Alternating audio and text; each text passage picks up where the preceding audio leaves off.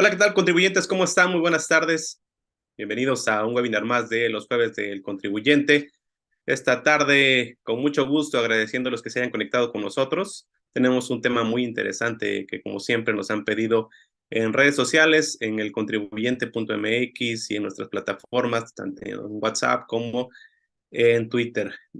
Quiero saludar en esta ocasión a nuestro ponente de este día. El tema es muy importante, son las normas de información financiera que pues vamos a tocar en esta tarde. Agradezco al Colegio de Contadores Públicos de México, quien como siempre nos apoya para la realización de este webinar para todos los seguidores de nuestra página del contribuyente y las redes sociales. Él es el contador público Rodrigo Adrián Ramírez Venegas, el contador que nos está acompañando en esta tarde, un especialista sin duda que nos va a dar luz de este tema tan interesante.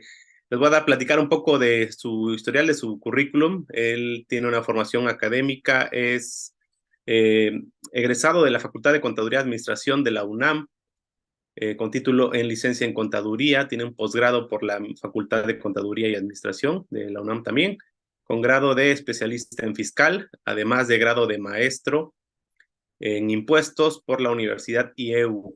Es licenciado en contaduría, como les decía, tiene certificaciones, diplomados, máster, además de experiencia laboral y profesional en despachos de asesoría fiscal, contable, auditoría y otros temas. También ha impartido ponencias en diferentes universidades de todo el país, es mentor del programa de incubación de empresas con tecnología en el Instituto de Ingeniería de la UNAM, expositor y capacitador a nivel nacional.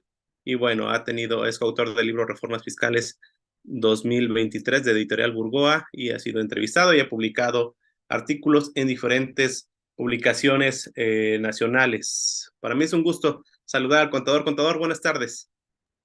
¿Qué tal, Rubén? ¿Qué tal, amigos del contribuyente? Un gusto estar de nueva cuenta con ustedes y un placer para estar hablando de estas normas de información financiera que, como lo estabas dando de introducción, Rubén, creo que es un tema que debemos de tener muy a la mano, ya que, pues bueno, muchos de nosotros somos contadores y es la base para poder ver todas las ramificaciones que tenemos en el área fiscal, costos, finanzas, auditoría. Creo que es la base que necesitamos para poder entender a las entidades económicas y de ese punto vamos a partir, Rubén. Pues muy bien, gracias. Les pedimos a la gente que se está conectando si puede compartir también esta transmisión. Ya hay bastantes personas conectadas en YouTube y en Facebook y les pedimos que se conecten y que empiecen a escribir sus preguntas, por favor, en el chat sobre todo el de YouTube, también el de Facebook, y al finalizar la transmisión, bueno, un poco antes de finalizar la transmisión, vamos a leerlas y el contador nos va a ayudar a contestarlas. Sin más, pues entonces entramos en el tema con el contador Rodrigo Adrián Ramírez Venegas. Buenas tardes. Bueno, pues muchas gracias, Rubén. Voy a empezar a compartir. Rodrigo Ramírez Venegas ha iniciado el uso compartido. Y nada más me confirmas por ahí, Rubén, que ya se pueda ver el material. Es correcto ya. Perfecto. Bueno, vamos a empezar con las normas de información financiera y cuando empezamos a platicar este tipo de temas, nos tenemos que ir a la base, que es el marco conceptual. Al hablar del marco conceptual, nosotros deberíamos de identificar quiénes son las personas que están emitiendo esta normatividad. Para los que son de mi generación, un poquito antes, un poquito después, seguramente nos tocó estudiar en la escuela los famosos boletines, que de ahí sacamos los principios de contabilidad generalmente aceptados, donde los que emitían esta normatividad eran la Comisión de Principios de Contabilidad, que lo que buscaba era tener una estructura mediante estándares mínimos para generación de políticas internas, para poder llevar políticas, manuales administrativos, manuales, guías contabilizadoras que le ayudaran a la estructura financiera a sacar un reporte conocido como estados financieros. Al hablar de las normas de información financiera, es la evolución de esos boletines. Por allá del año 2000, que a nivel internacional se empezó a tratar los temas de prevención del lavado de dinero, financiamiento del terrorismo. Seguramente muchos de ustedes recordarán lo que sucedió en las Torres Gemelas, el caso en el año 2001 de Enron, que era un grupo energético que alteraba, maquillaba estados financieros, y había un despacho en Estados Unidos, Andersen, que avalaba esos estados financieros, llevando a varios inversionistas a perder bastantes cantidades de dinero. De ahí se empieza a ver en Estados Unidos la ley Fox, que era lo referente a ver que las entidades que se dedicaban a hacer auditorías realmente estuvieran cumpliendo sus funciones, poniendo ya unas repercusiones directamente con los auditores en aquel entonces. Estos casos se han venido replicando en diferentes partes del tiempo. El último caso que por ahí fue sonado fue Wirecard en Alemania, donde la firma Ernst Young estaba avalando unos estados financieros. En este caso, supuestamente, de acuerdo a la documentación que existe sobre el caso, solamente fue una mala revisión por la cuestión de muestreo, pero al final de cuentas sigue habiendo problemas a nivel internacional sobre la aplicación de estándares mínimos para poder llevar a la información financiera y correcta para un usuario de la información. En ese año 2001, a nivel internacional, el YASI, que era el que hacía las NIC o las IAS aquí en México, las normas internacionales de contabilidad, le cede su normatividad a un nuevo organismo llamado YASB, y el cual empieza a emitir las conocidas como IFRS o NIF con doble I. Muchos de ustedes seguramente podrán saber que estoy hablando de este librito, que mi versión es de 3 tomos, y son las IFRS o las NIF con doble I, como se los comento, referente a esa normatividad que por todos estos antecedentes que les estoy comentando en ese año, en esos años y lo que estaba ocurriendo, el IFAC empieza a reestructurar los organismos reguladores y normativos y empieza a sacar nueva normatividad conocida como estas IFRS, que sería el YASB el que las está emitiendo. México corre también un proceso similar. En el año 2002 empiezan los trabajos del CINIF. El CINIF es el órgano que hace las NIF, las normas de información financiera, este librito de color azul para los que están viendo todavía en pantalla. El CINIF es un órgano multidisciplinario porque cuando era la Comisión de Principios de Contabilidad eran contadores hacia contadores. ¿Quieren ver de qué se integra actualmente la cuestión del CINIF? Lo pueden ver en la parte de atrás de sus normas de información financiera, pero ahí se las comparto en una laminita. Y quiero que veamos quiénes son los que están integrando. La Asociación de Bancos de México, la Asociación de Intermediarios Bursátiles, la Asociación Mexicana de Instituciones de Seguro, la Asociación Nacional de Facultades y Escuelas de Contaduría y Administración, conocida como ANFECA, el Banco de México, la Bolsa Mexicana de Valores, la Comisión Nacional Bancaria y de Valores, Comisión Nacional de Seguros y Fianzas, Consejo Coordinador Empresarial, el Consejo Mexicano de Hombres de Negocios, el Instituto Mexicano de Contadores Públicos, el Instituto Mexicano de Ejecutivos de Finanzas, la Secretaría de Hacienda y Crédito Público y la Secretaría de la Función Pública. Como pueden ver, los nombres de los órganos que tienen silla en el CINIF ya no solamente son contadores, sino son usuarios de la información, los banqueros, los de seguros y fianzas, los empresarios, los contadores, el propio gobierno, ya están inmiscuidos en las labores de estándares mínimos de la información financiera aquí en México. Ahí lo están viendo en color rojito. ¿Por qué al gobierno le interesa saber de normas de información financiera, porque de ahí emana el cumplimiento no solamente de la contabilidad electrónica, sino de los requisitos formales para dar deducibilidad, acreditamiento, el razón de negocio, materialidad y varios conceptos que han estado saliendo en el transcurso del tiempo y que la autoridad lo que necesita saber es que sean operaciones reales, no, operaciones no simuladas. Eso lo estará contemplando dentro de la información financiera. Pero vean desde cuándo se han agregado más participantes en la elaboración de la normatividad. Como se los comentaba, pues bueno, nosotros venimos de un proceso de la Comisión de Principios de Contabilidad y el Consejo, conocido como CINIF, empiezan labores en el 2002, con trabajos 2004 y con un marco conceptual en el año de 2006. El primer marco conceptual de las normas fue de 2006. El día de hoy ya cambió el marco conceptual. Si nosotros revisamos nuestro libro de normas de información financiera, podríamos verificar o ver que actualmente tenemos un nuevo marco conceptual. ¿Cómo poder identificar las diferencias entre un marco conceptual del 2006 al del 2023?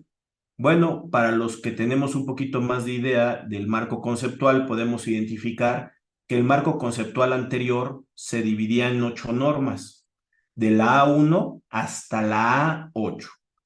Y actualmente solamente existe una norma del marco conceptual, que sería la A1, pero se subdivide en varios párrafos, que son capítulos, son numerales, que trae la misma información y adecuada a una actualidad de la normatividad internacional junto con la norma mexicana y se queda estructurada en una sola norma. El CINIF es el que se encarga de investigar y auscultar las normas de información financiera. Al hablar de una investigación, que es un proceso científico, el CINIF busca la forma de traer temas de interés para el usuario de la información y poderlo incluir dentro de la normatividad contable, estableciendo parámetros para que nosotros como contadores podamos sumarle un valor a los estados financieros con activos, pasivos, capital, ingresos, costos y gastos. En este caso, un ejemplo muy particular que les puedo dar es la norma C22, criptomonedas. Esta norma es del año 2021, ya estaría cumpliendo 2 años. ¿Por qué es importante identificar esta normatividad? Porque esta criptomonedas no las teníamos cuando estaba la Comisión de Principios de Contabilidad. De hecho, las criptomonedas empezaron en el año 2009, que sale la primera criptomoneda, el Bitcoin. Y aquí en México se empezó a utilizar, a manejar, hubo un cierto boom por el año de 2006. Y en el año 2021, el CINIF emite una normatividad regulando o normando este tipo de activo como criptomoneda. La evolución del propio CINIF hace que tenga que investigar. Y dentro de ese proceso de investigación, lo plasma para efectos de que nos ayude con un tema de generación de política. Cuando terminan ellos de hacer su investigación y lo plasman en un documento, se le conoce que lo están auscultando.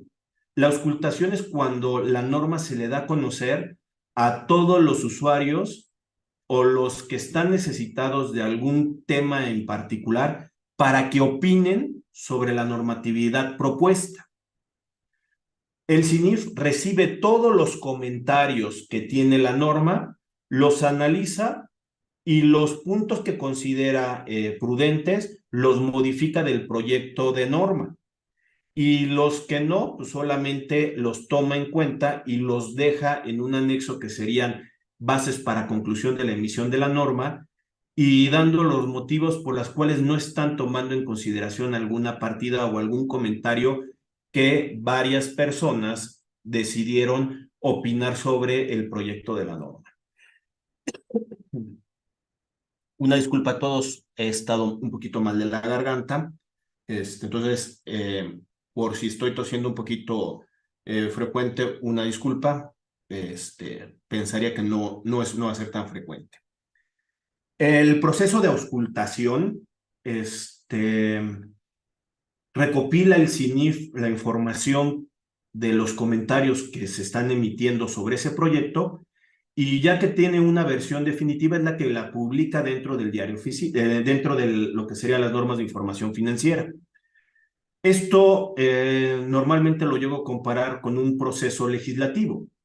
¿Qué pasa en el proceso legislativo? La Cámara de Diputados, hablando de impuestos, es el que propone, lo analiza a través de esta Cámara de Diputados, que es la Cámara de Origen, que muchas propuestas pueden salir de la iniciativa privada o del propio Ejecutivo, pero el que lo tiene que analizar sería la Cámara de Diputados en cuestión facultativa de impuestos, es la de diputados. Una vez que lo llegan a aprobar, se lo dan a conocer al Senado. El Senado lo aprobará y se lo entregarán al Ejecutivo para su publicación en el Diario Oficial y entrará en vigor la ley correspondiente. Las normas de información financiera no siguen un proceso legislativo, porque seguramente van a salir algunas preguntas sobre si es legal que tengamos que cumplir la normatividad contable para efectos de un tema tributario. Primero, no es ley. Sigue un proceso de investigación y de auscultación, y que realmente es para privados, para particulares, que dentro de las leyes, dentro del Código Fiscal de la Federación, obliguen a llevar contabilidad, y que otros códigos como el Código de Comercio, apoyados en la Ley General de Sociedades Mercantiles, busquen la necesidad de llevar la contabilidad. La contabilidad aquí en México no es una ley.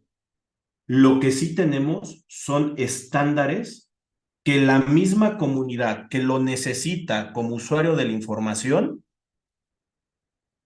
para tomar decisiones, no solamente el patrocinador de nuestros servicios, no solamente el que nos paga, no solamente mi jefe, sino es para cualquier usuario que puede estar aquí y puede estar no aquí, pero está identificado por la cuestión de temas sectoriales, donde nosotros tendríamos que ser objetivos en la presentación de la información para que cualquier tomador de decisión tenga la información necesaria para esa toma de decisiones.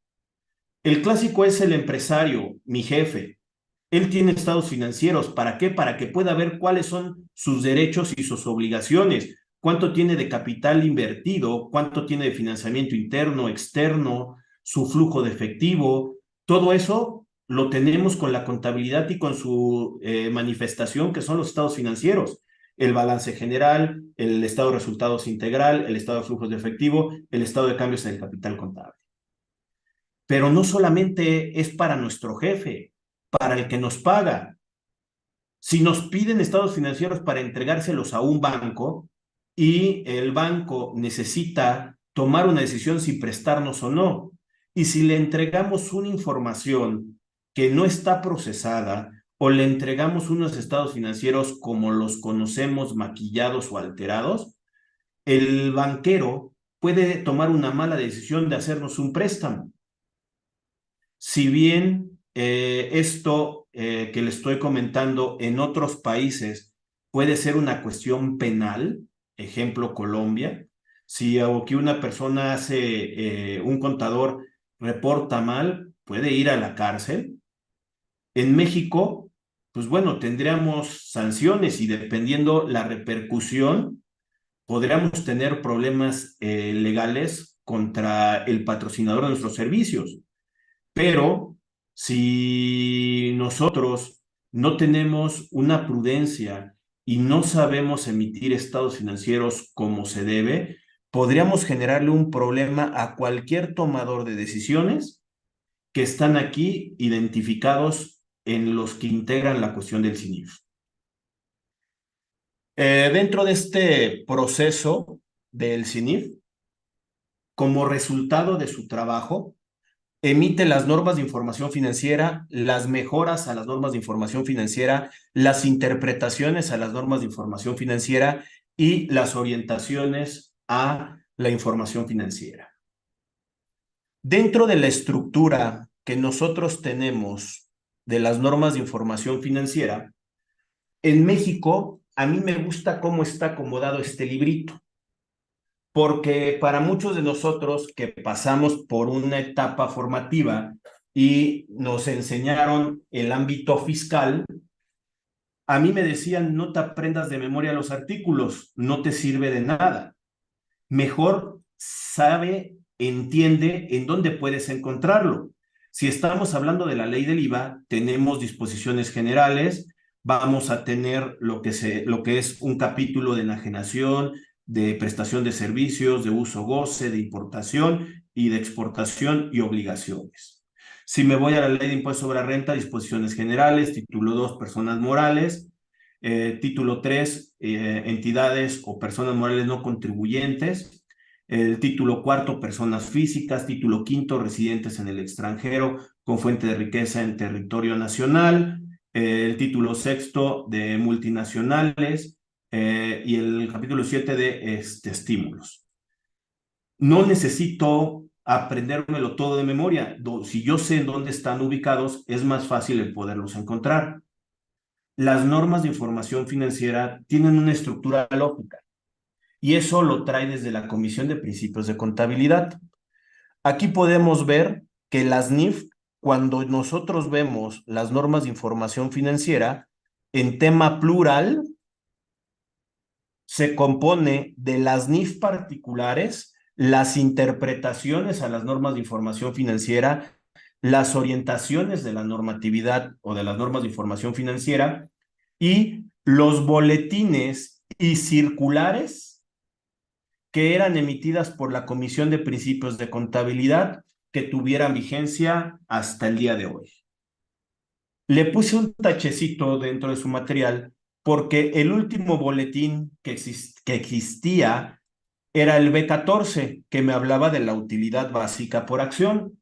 El boletín B14, su última vigencia fue el 31 de diciembre del 2022. Hoy, 27 de julio, estaríamos hablando que tenemos 7 meses que dejó de existir este boletín y lo está sustituyendo para el 2023 la NIF B14. Las circulares eran muy parecidas a lo que nosotros tenemos como interpretaciones actualmente. Estas circulares, la última circular que teníamos viva era la circular 44, que me hablaba de UDIs, de la incorporación de una moneda funcional o de una valoración o valuación utilizando UDIs, que esta desapareció el 31 de diciembre del 2021. Ya esta ya tiene más añitos, un año más, de que ya no tiene vigencia la circular.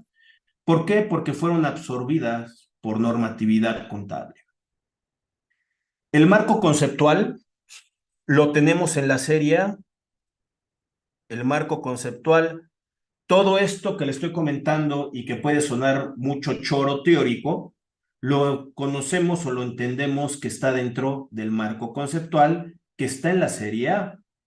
Y este marco conceptual lo que nos ayuda es a entender todas las demás seriaciones que tenemos hacia adelante. Ustedes, los que tengan a la mano las normas de información financiera, y si no, ahorita también abriré unas normas para que ustedes lo puedan ver, los títulos que quiero enseñarles. Si la serie A me habla del marco conceptual, tengo la serie B. La serie B me habla de los estados financieros en su manera conjunta. Ahí es donde yo tengo el B2, que me habla del estado de flujos de efectivo, B3, el estado de resultados integral, B4, el estado de cambios en el capital contable. El B6, el estado de situación financiera. Los 4 estados financieros que conocemos como básicos, que no son los únicos. Hay más estados financieros. En la teoría de costos tenemos, o contabilidad analítica de costos, tenemos el estado de costos de producción, el estado de costos de lo vendido, que los estados financieros nos ayudan a tomar decisiones. Las normas de información financiera me dicen por lo menos entrega estos 4. Y hay diferentes versiones de estos 4 estados financieros, como unos estados financieros con corrección de errores o cambios contables, B1, con el B5, estados financieros segmentados, el B7, adquisición de negocios, B8, estados financieros consolidados y o combinados, el B10, los estados financieros con efectos de la inflación, el B11, que me habla de los activos disponibles y operaciones discontinuas, B12, que me habla de la compensación de activos con pasivos financieros, el B13, hechos posteriores, B14, la utilidad básica por acción, B15, los estados financieros con conversión a moneda extranjera, B16, los estados financieros de las entidades no lucrativas, y el B17, estados financieros que tienen reflejado el valor razonable. Las estructuras de los estados financieros las encontramos en la serie B. No necesito perderme. ¿Por qué? Porque si yo entiendo cómo están agrupada la normatividad, es más fácil entender qué es lo que voy a buscar dentro de este librote de color azul. Porque les puedo enseñar mi libro de color negro, que son compendios fiscales. Los compendios fiscales van a tener diferentes normatividades, leyes, reglamentos, y son casi del mismo tamaño de este librito que les estoy mostrando de las normas mexicanas. Las normas mexicanas, pues es mucho de estar analizando y ver de qué se compone la estructura de las normas. Y si yo me pierdo en identificar en dónde está la norma que me interesa, ¿por qué? Porque son mucha normatividad y no aprovechamos el entender cómo están organizadas, pues nos vamos a perder en el camino. La serie C, yo pongo este dibujito y lo hago en grande para que ustedes lo puedan ver, para poder identificar que este balance, porque es un balance, se compone de activo, pasivo y capital contable. La serie C me habla de las partidas que integran un estado financiero y cómo las voy a agrupar, cómo las voy a poner, qué voy a revelar, qué voy a poner de notas, cómo las voy a evaluar. Las normas que me hablan del balance general están en la serie C. En la serie D está el estado de resultados integral. Y en la serie E se encuentran las entidades que realizan actos o actividades muy particulares. Y no estoy hablando de la ley del IVA.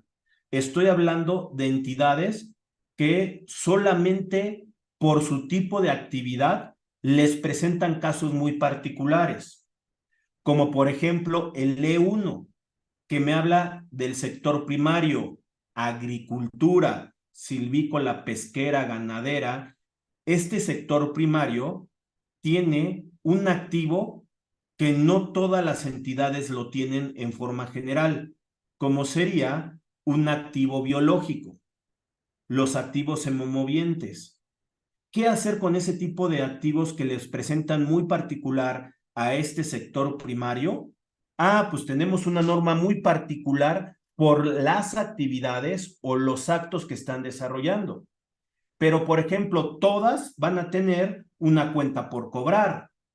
Entonces, la cuenta por cobrar realmente está en la serie C. ¿Por qué? Porque estoy hablando del balance general.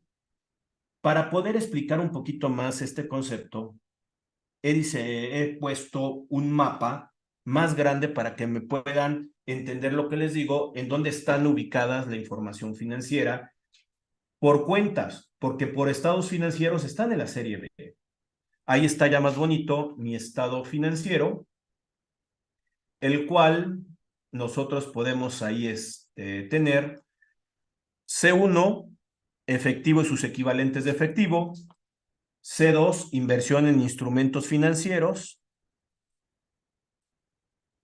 C3, cuentas por cobrar, y me detengo tantito aquí. Chequen la seriación que trae la serie C y es hasta cómo acomodamos el balance general. Primero ponemos caja y bancos, que es efectivo y sus equivalentes de efectivo, después inversiones, inversión en instrumentos financieros, después clientes y deudores, que son cuentas por cobrar, y empieza la numeración del 1, 2 y 3. Me detuve ahí porque luego me dicen que no sé contar, como un cuate que también tiene un copetín, que fue presidente de la República Mexicana, y me dicen que no sé contar porque yo sé que después del 3 no sigue el 20. Pero tengo el C20 que me habla de los instrumentos financieros por cobrar principal e intereses. Esta es una norma que no tenía contemplada la Comisión de Principios de Contabilidad y que se fue agregando en el transcurso del tiempo. Esta norma es del 2018. Tengo C4, inventario, C5, pagos anticipados, y la nueva norma que les dije hace ratito del 2021, criptomonedas, C22. Después tenemos C6, propiedad, planta y equipo. C17, propiedades de inversión, también una norma del 2021. C7, inversiones en asociadas, negocios conjuntos y otras inversiones permanentes. Y C8, activos intangibles. Como podrán ustedes observar, salvo el 20, 22 y 17, vienen en un orden consecutivo numérico en la estructura y todas empiezan con la serie C y están dentro del balance general y son los activos que puedo decirles que me está dando la serie C. También lo puedo hacer con el otro lado. Tengo C19, instrumentos financieros por pagar, que para los que ya lo saben, pues sería un tema repetitivo, pero para los que no, proveedores y acreedores estarían en instrumentos financieros por pagar, que también es una norma de 2018. C9, provisiones, contingencias y compromisos. C10, que me habla de los instrumentos financieros derivados y de relaciones de cobertura o de contabilidad de coberturas, que lo pongo separadito no porque no entre. El origen, la naturaleza de estos instrumentos es que sea un efecto cero. Pero va a haber veces que me va a dar un activo, va a haber veces que me va a dar un pasivo, va a haber veces que me va a dar un tema de capital. Para no repetir el C10 en los tres elementos, la estoy poniendo separadita, pero sí entra dentro de la información financiera. C18, obligaciones asociadas con el retiro de propiedad, planta y equipo. Es una provisión. C11, capital contable. Y C12, instrumentos financieros que tienen características del pasivo y de capital. Estas son las normas que están involucradas dentro del cuerpo del balance general. Y todas esas están o empiezan con la serie B. Ahorita les voy a decir las otras normas que tiene la serie C, que si bien se pueden ver reflejadas dentro del cuerpo del balance general, son unas normas que yo les llamo normas satélite. Están dando vuelta a otras cuentas, como sería C13, partes relacionadas. Partes relacionadas, dependiendo si tengo una cuenta de clientes, deudores, proveedores, acreedores, le tengo que sumar la parte relacionada, C13. C14, que me habla de la transferencia y baja de los activos financieros, les estoy poniendo una llavecita para ver cuáles son las que quedan afectadas de la normatividad, que será el C1, 2, 3 y 20. El 15, deterioro del valor de los activos de larga duración, que abarca también a otros activos que los tenemos identificados como activos fijos e intangibles, que serían propiedad, planta y equipo, propiedades de inversión, inversión en asociadas, negocios conjuntos y otras inversiones permanentes, y activos intangibles. C16, deterioro de instrumentos financieros por cobrar, que también estoy poniendo una llavecita hasta qué cuentas o series o normas les estaría complementando. Y por último, C21, acuerdos de control conjunto. Si ya empiezo yo a hacer el conteo, van a estar todas las series C y como pueden observar, todas tienen que ver con el cuerpo del estado de situación financiera, el balance general. 1, 2, 3, 4, 5, 6, 7, 8, 9, 10, 11, 12, 13, 14, 15, 16, 17, 18, 19, 20, 21 y la última norma de esta serie, C22. Las normas de información financiera me están diciendo qué es lo que debo de entender, concentrar, y que son 4 elementos que me dan las normas de información financiera: el reconocimiento, la evaluación, la presentación y la revelación. Y aquí están las normas de la serie C que me habla del balance general y que puedo yo irlas a buscar. La estructura, si bien va a estar en la serie B, que es la B6, el balance general, y sus formas de poderlo presentar con efectos de inflación, con conversión de moneda extranjera, con valor razonable, con consolidados o combinados los estados financieros, todos esos como la estructura del balance. Pero ¿de qué es lo que integra todas estas partidas que tenemos en la serie C? Serie D, tenemos el estado de resultados integral. Así como lo acabo de escribir de qué se compone la normatividad contable en la serie C, también puedo hacer el mismo ejercicio de este lado, que sería el estado de resultados integral, como normalmente nosotros lo llegamos y lo presentamos. Ponemos primero ingresos, después costos y después gastos. Y lo podemos ver: D1, ingresos por contratos con clientes, norma del 2018. D2, costos por contratos con clientes, norma del 2018. D3, beneficios a los empleados. D4, impuestos a la utilidad. D5, arrendamiento, norma de 2019. D6, capitalización del RIF. Y D8, pagos basados en acciones. Como pueden observar, tengo ingresos, costos y gastos. El que me da un poquito en la torre esta generalidad que les estoy dando es la D5, pero es que es porque es una norma completa en mi perspectiva. ¿Por qué es completa? Porque me está hablando de 2 tipos de arrendamiento: el arrendamiento operativo, que lo conocemos como puro, y el arrendamiento financiero, que lo conocemos como financiero.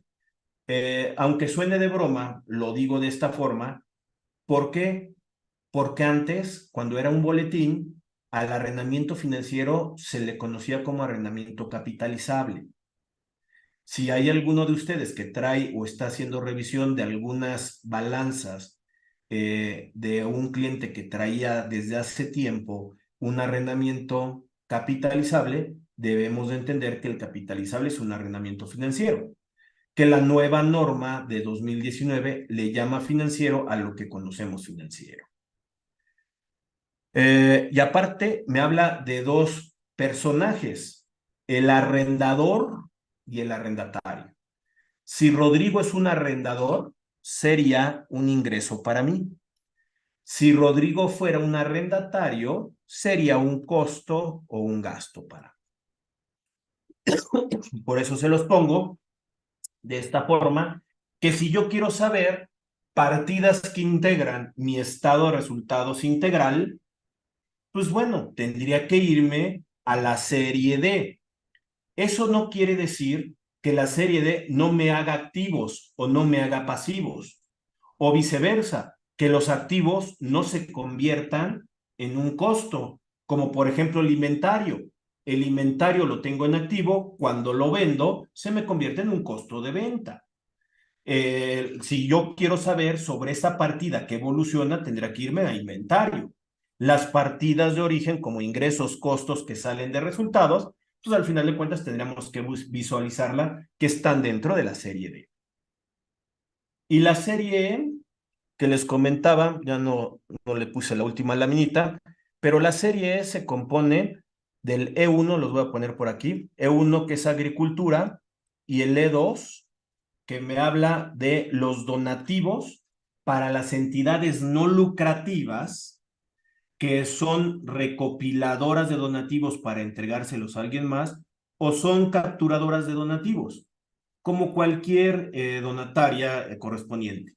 ¿Por qué tienen una norma muy particular?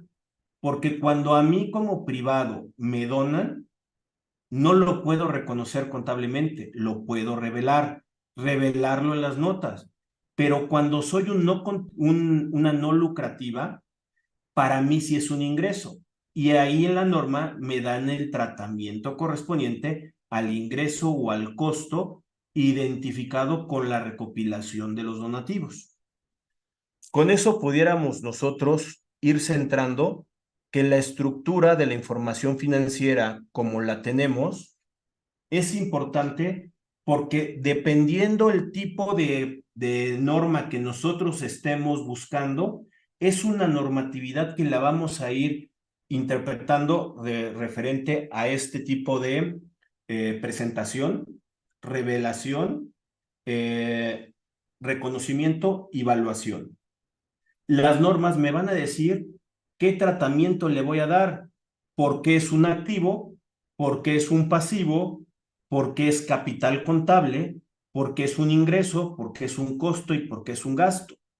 Entendiendo la normatividad particular y entendiendo que tenemos una presentación de estados financieros que son útiles para un usuario de la información, que son necesarias para que la gente tome decisiones y sepa si va a invertir, sepa si tiene que detener el gasto, el costo y con los elementos tener una posibilidad de hacer estados financieros comparables.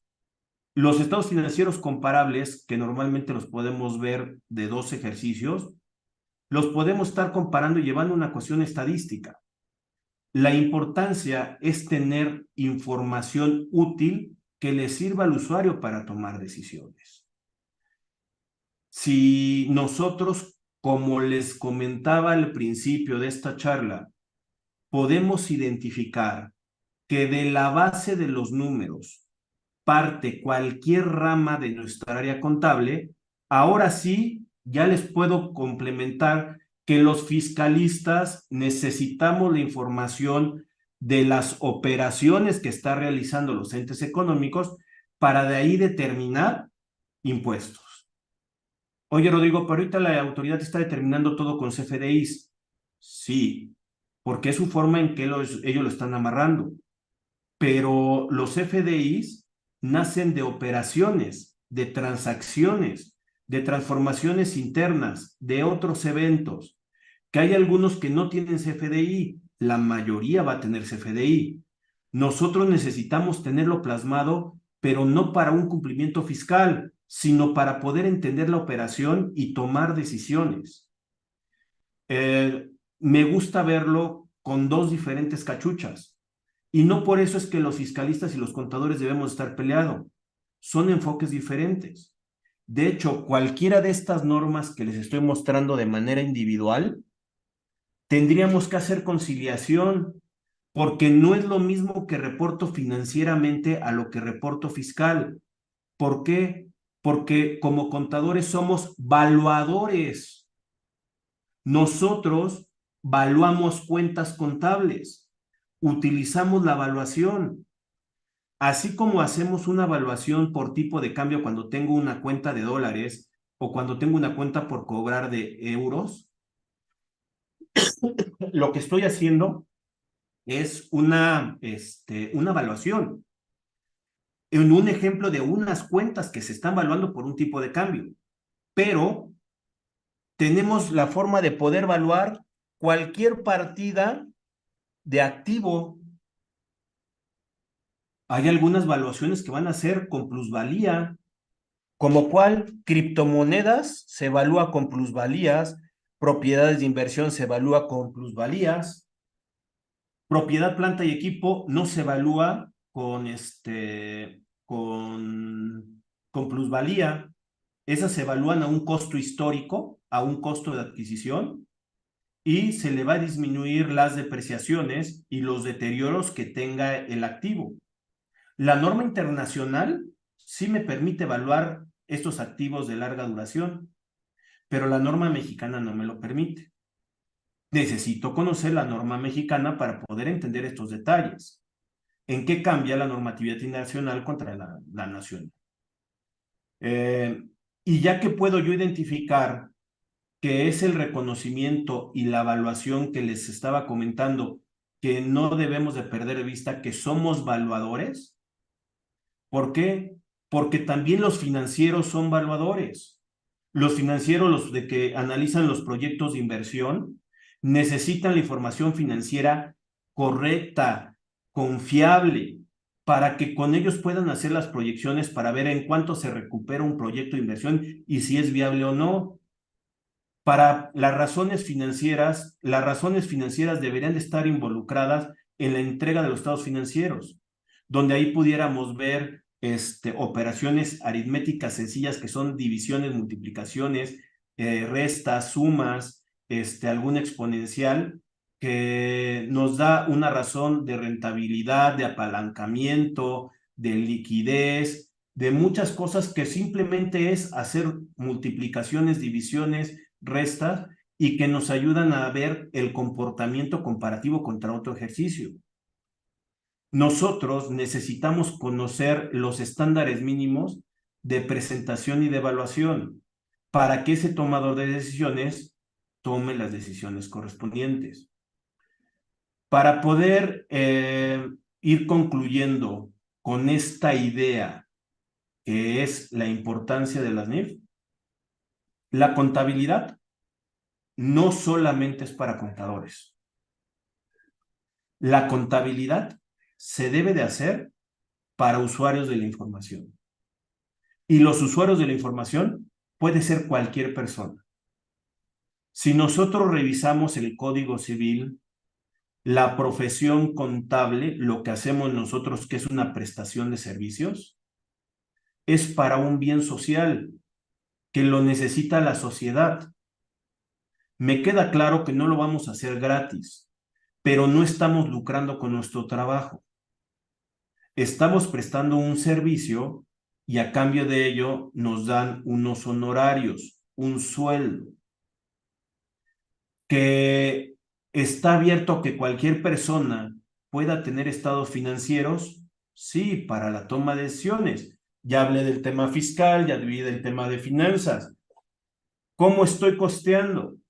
El costo es sumamente importante para poder identificar que cuando lo comparo contra el ingreso y le sumo los gastos, si tengo utilidades o no, si tengo pérdidas o no. La contabilidad de costos, la contabilidad analítica de costos, nos ayuda a ver el panorama sobre esas utilidades que se están generando por la prestación de servicios o por la enajenación de los bienes. Pero necesitan la contabilidad para poder partir de ahí. Los auditores. Si ustedes recuerdan lo que es un proceso de auditoría, tenemos que la auditoría revise estados financieros. Yo sé que hay veces que a los auditores que hacen auditorías fiscales, auditorías del Seguro Social, auditorías de impuestos locales, se le conoce como auditoría, pero realmente ese no es una auditoría. La auditoría es la opinión de unos estados financieros que se deben de seguir conforme a las NIF. Por eso es que las auditorías vienen con los párrafos siguientes. Estos estados financieros cubren razonablemente la información financiera. Cuando hay algo que está mal, la información financiera está razonablemente, salvo que no tiene el D4, no tiene el D3 beneficios a los empleados ni impuestos a la utilidad. Pequeñas fallitas, pero sobre la información sobre las bases de las NIF. Cuando es un párrafo que es un negativo, que es estos estados financieros no cubren la información de acuerdo a normatividad contable. Y la última, que es la abstención de opinión. No puedo opinar si está razonable la información o no. Es el párrafo que son de la cuestión de las auditorías. Oye, Rodrigo, pero nosotros auditamos estados financieros con un enfoque fiscal y hacemos lo mismo. Pero es que cuando le entregamos la información al fisco, aunque nos basemos sobre una información financiera, realmente estamos atestiguando que es un proceso que conocemos como parte de auditoría, pero por eso tenemos nuestra normatividad y lo voy a llevarlos para no marearlos. Se llaman normas de auditoría para atestiguar revisiones y otros servicios relacionados. Los peritajes, las revisiones de cuentas por cobrar, que todo esto lo podemos hacer como contadores. La auditoría debe de ser nada más con un enfoque a los estados financieros. No quiere decir que los otros no lo puedan hacer los auditores son contadores, pero se deberán de regir por otras normatividades que vienen junto con las de auditoría, que son esas normas de atestiguamiento. Con esto que les comento, es importante identificar que esta revolución que se ha dado en los últimos años de allegarnos a la norma contable, porque nos están pidiendo en este año del 2022 estados financieros y que la autoridad cada vez está subiendo más la información que nos estaba pidiendo la contabilidad electrónica y que no le ha sacado el provecho a la contabilidad electrónica.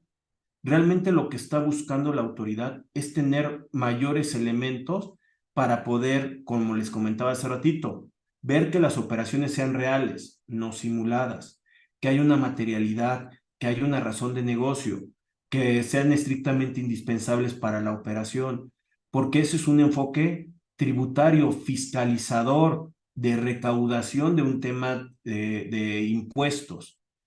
Pero para nosotros, para el lado del analista de la información financiera, lo que necesitamos es tener bases para poder tener buenas valuaciones para esa toma de decisiones.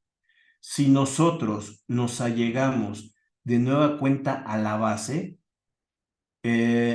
vamos a tener una mejor perspectiva, porque estas normas de información financiera, que son estándares mínimos, o estas IFRS, que son estándares mínimos de normatividad internacional, se deben de complementar con una política interna.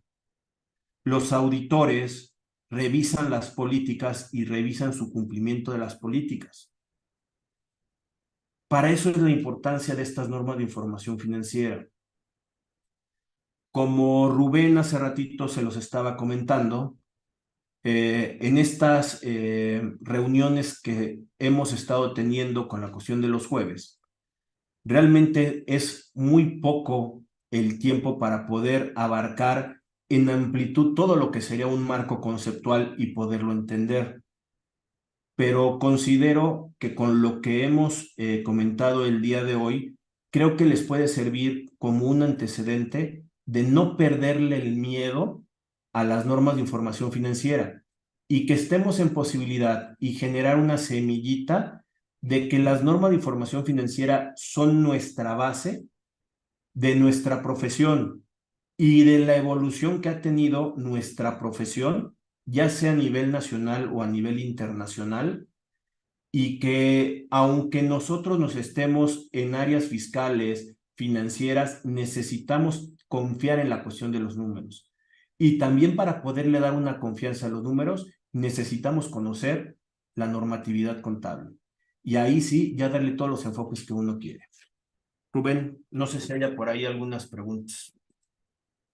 Gracias, contador. Gracias por esta charla tan interesante y sin duda creo que nos da para tener algunas sesiones posteriores, porque la participación de la audiencia ha sido importante, se han mantenido y eso nos da a entender que la gente está muy interesada en este tema. Hay pocas preguntas, la verdad, entendiendo también que es un tema que es un poco más complejo, pero las vamos a leer y a darle seguimiento como lo hemos prometido. Lilia Rivera dice, para corregir la depreciación de un edificio en base a la vida útil y hay construcciones de más de 100 años, ¿es correcto cancelar totalmente la depreciación para llevar a resultado de ejercicios anteriores? ¿Cuál fue el nombre de la persona que preguntó? Lilia Rivera.